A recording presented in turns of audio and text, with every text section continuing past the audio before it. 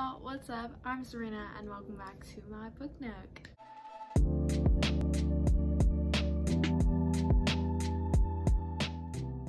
First off, I haven't done a book review on this channel in nearly 2 months. 2 months. I haven't done a book review in so long. I've kind of like forgotten how. So today we're going to be doing a book review on Beautiful World, Where Are You by Sally Rooney. So this is her newest book. It just came out September 7th. I got it the day it came out, literally right after school. I went to Barnes & Noble and I got it. This is actually the exclusive edition, by the way, Barnes & Noble exclusive, because there's a short story at the end.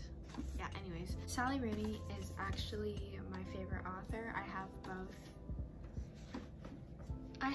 That's Grecia first. I have both Conversations with Friends and Normal People right there on my shelves. She's my favorite author, so I was like super excited for this book.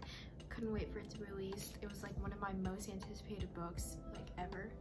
Not ever, but just very anticipated for me. And so it took me a couple days to finish just because I was busy with school or whatever, so I wasn't able to read as much.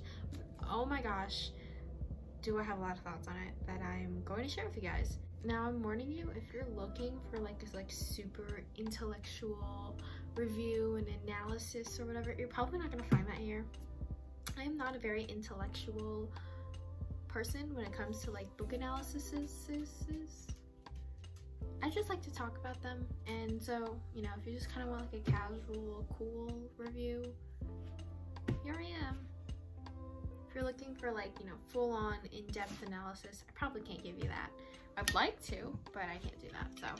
So before I get into the video, I just kind of want to break down how my book reviews work. My book reviews are broken down into 4 parts. Parts 1 and 4 will be spoiler-free, but parts 2 and 3 will have spoilers. If you don't want spoilers, don't watch parts 2 and 3, okay? Because that part will have spoilers. I'm trying to make it like very clear here. Part 1, I give beginning thoughts and opinions, just sort of a beginning rambling as well as a brief plot summary. Part 2, I give my thoughts on plot, writing, and other elements.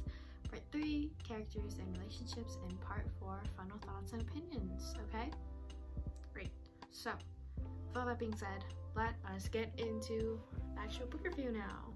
Ooh. So, Part 1, beginning thoughts and opinions as well as a brief plot summary. Okay, so did I have unrealistically high expectations for this book? Yes. Is that something you should do before starting a new book? No. But you know what? This book honestly didn't meet my expectation. It actually turned out like amazing, as expected.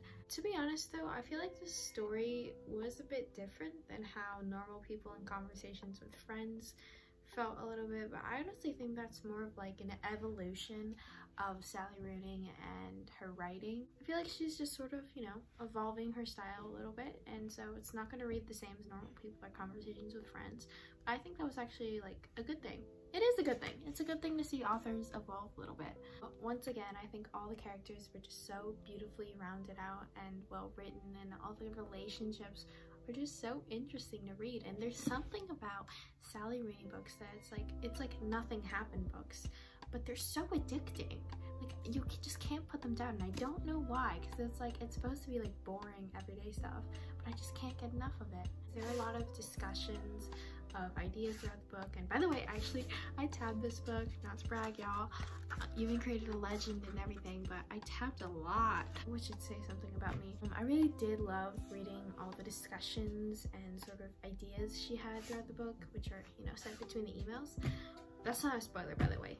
It's not a spoiler because I say it's not. So again, I really think this was just like the classic Sally Rooney book that everybody was expecting. It really delivered on that, but it also did sort of feel a little bit different, but again, in a very good way. Also, I forgot to mention, there is a character in this book named Sabrina. Now, when I saw the name Sabrina in this book, I nearly pants because I was so excited. I was like, oh my god, there's a character named Sabrina in a book written by my favorite author. I'm gonna scream. And then turns out Sabrina in the book is a dog. She's a dog. Sabrina is a dog. So in the story, Sabrina is literally a little bit. Kind of fits though. Kind of fits. Honestly, it works. works. So now for a brief plot summary. Like I said before, it's kind of like a nothing happens book, but not really. So it's basically about 4 people, but really only mainly about 2 people, Alice and Eileen, who are best friends. Now Alice moved away and she is a successful writer who meets a guy named Felix, and they go to Rome together and they sort of get entangled with one another. And then there's Eileen, who again is her best friend, and she is also getting entangled with this guy named Simon, who's basically her like childhood best friend. And they all talk to each other, they do normal stuff, they live their lives while trying to find the beauty in everyday things and the world around them. Okay, so moving on to part 2, thoughts on plot writing and other elements. So again, spoiler warning. So I don't know why this took me so long to realize, but the book really does revolve around one question, and that question is literally in the title. Beautiful world, where are you? I see that question as, how do we find the beauty in everyday life, right? How do we find like the motivation to keep going, the little things that make it worth living, you know what I mean? Doesn't know. And that's basically what the characters throughout the story ask themselves. How do they continue living while not going like completely off the rocker, because they all have mental issues, because again, they're Sally Rooney characters. And I mean, there's Alice, who literally just got out of like a psychiatric hospital because she had like a mental breakdown, and now she's just throwing herself back into work, going on these press tours and book releases, or I don't know what she does. She's a writer, she does book stuff. And then there's Eileen, who is prone to depressive episodes, and now she's getting entangled with Simon, who she's had like a will they won't they relationship their entire life, which is like, just hurry up and just get together already. Eileen is also trying to figure out how to deal with her abandonment issues, which I don't really know if you would call them abandonment issues, but that's what I would call them. It's essentially asking, how do they, you know, deal with these problems while also trying to find beauty in the world? How does Alice continue trying to live her life out after, you know, having a bit of a mental breakdown? And how does Eileen continue to try to find the beauty in the world, even though she's prone to depressive episodes and doesn't really know what she's doing with her life? How do they find the beauty in the world around them, and what do they have to do in order to reach that enlightenment?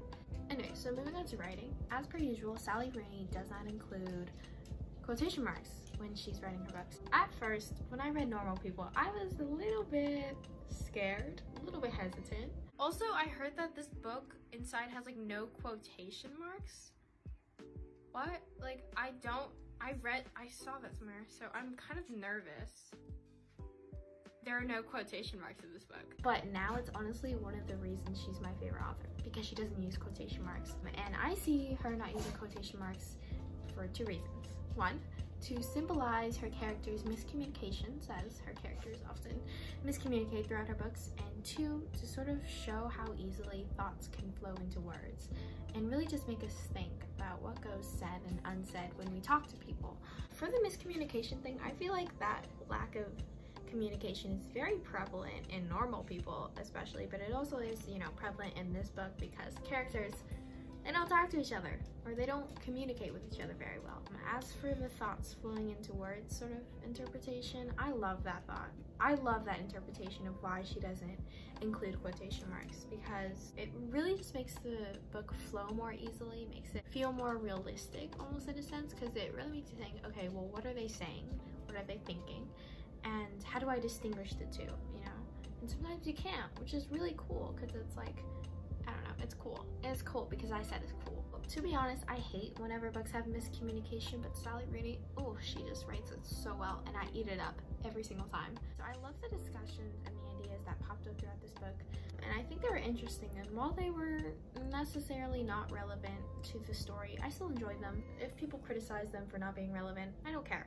Okay? They were interesting, and I liked reading about them. I'm pretty sure we can all agree, or assume just a little bit, that Rooney wrote Alice with some similarities to herself. Obviously, we can't, you know, assume that, because I'm pretty sure that's like one of the things she critiques, like people having some sort of weird relationship with celebrities where they think they know everything about them. Please ignore my like celebrity wall as I'm saying this. But I think a lot of the stuff she discusses in this book is actually really interesting, because they're things I've thought about before but never been able to put into words, and that's one of the reasons I love her as my favorite author. She's able to put things or these thoughts I've had into just such simple wording, but it just hits so hard, and it shows real, honest emotions, and I love her writing so much. So I tabbed these ideas and these discussions so I could go back and I could think about them, talk about them with my own friends, because I like having discussions with my own friends, and this gives us topics to talk about that even though we're not necessarily educated on, we can still discuss them, we can still have fun with them. So yeah, I probably will be like pushing this book onto everybody I know for the next 2 months. I have already done that with like the Grishaverse, and now I'm going to do it with Sally Rooney. There's probably so much more stuff I could say on this book, but because I just finished it, I don't have that many thoughts on it. A lot of the time with Sally Rooney books, the good thoughts, at least, or the thoughts that I think are good and noteworthy, don't come to me until like a week or two later after I finish reading the book. If you were to ask me like the thoughts I have on this book like 2 weeks from now, they'd probably be like completely different or way more like put together and articulated. As of right now, these are just sort of my basic thoughts like right after finishing the book, and I really didn't want to wait to make a review because I just really wanted to talk about this book right now because I love it so much. Okay, so moving on to part 3, characters and relationships. Starting off with Alice. I was honestly very confused as to how Alice's character was written, because throughout the book she's supposed to be like this intimidating character, or at least how Felix describes her, but I just like did not pick that up when reading about her and how she thought and how she talked. Like, she just seemed kind of like just reserved. She didn't seem intimidating or anything. Like all Sally Rooney characters, Alice is so painfully relatable.